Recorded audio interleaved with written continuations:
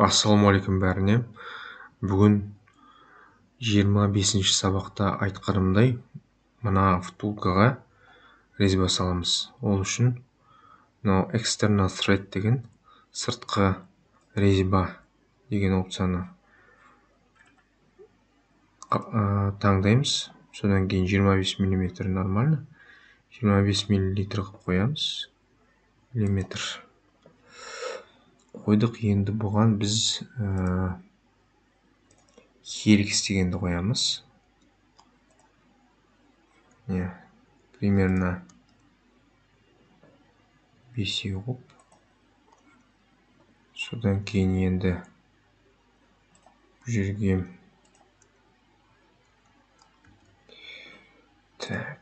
үстінен сурет салайық.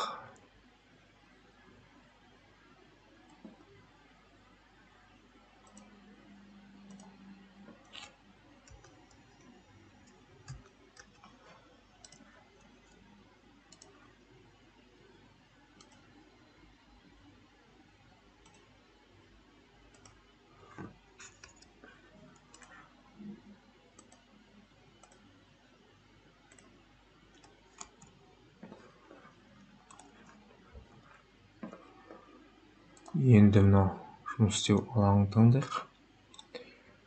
Midplane дұрыс. Midplane деген сызықтың ортасы деген сөз. Мына сызықтың ортасына жұмыс істеу алаңын жасайық. Содан кейін бұл жұмыс істеу алаңына суретімізді салайық. Жерге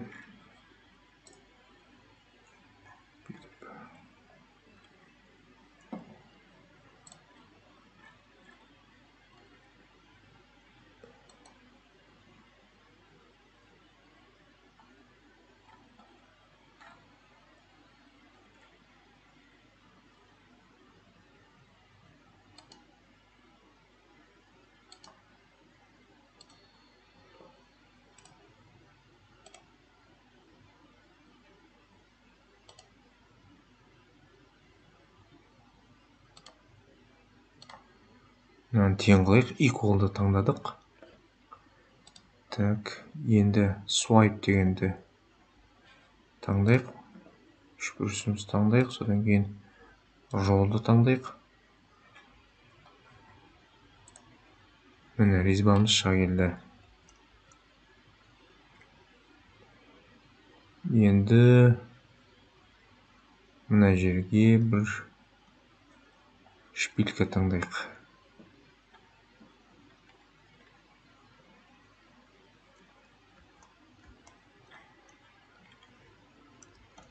Так, ол үшін енді hole деген опция таңдайық.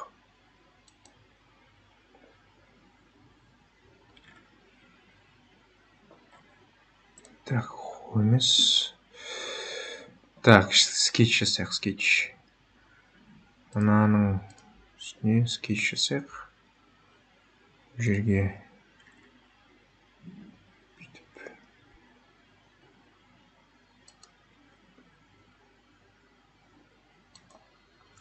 примерно 2 мм қылып тесік жасайық. Содан кейін оны remove деп through all second end position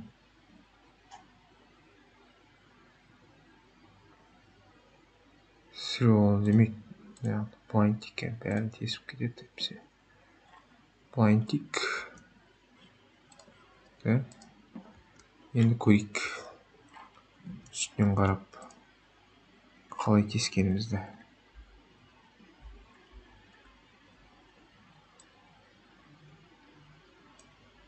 Тесейік, мынаны былай тесейік. Так, тесік пайда болды ма? Көрейік. Мына тесігіміз бар.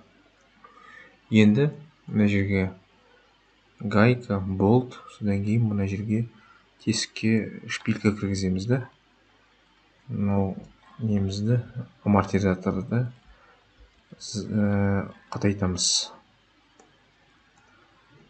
Бүгінге осы, сау болыңыздар.